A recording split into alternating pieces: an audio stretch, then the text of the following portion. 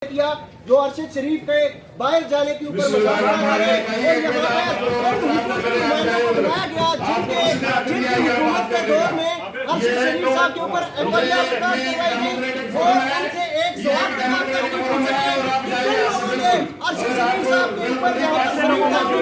आप हमें हमारी आवाज को दबा नहीं सकते। मैं सहाफी हूँ, मैं सहाफी हूँ। आप किसी के इशारे के लिए एक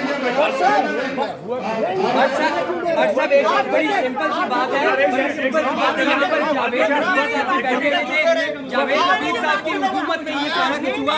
फरीदुल्लाह बाबर साहब बैठे हुए सिंध में अरशद शरीफ पर पर्चे होते रहे, सिंध में अरशद शरीफ पर पर्चे होते रहे।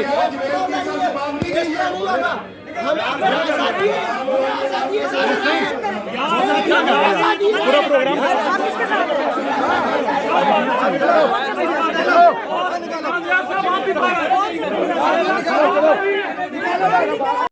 और इमरान साहब आप भी खा रहे हैं।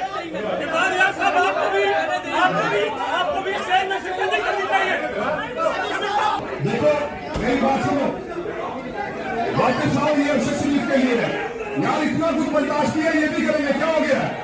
वापस आओ भाई, वापस आओ। जो बेईमाना खत है, जो उसकी शहादत है,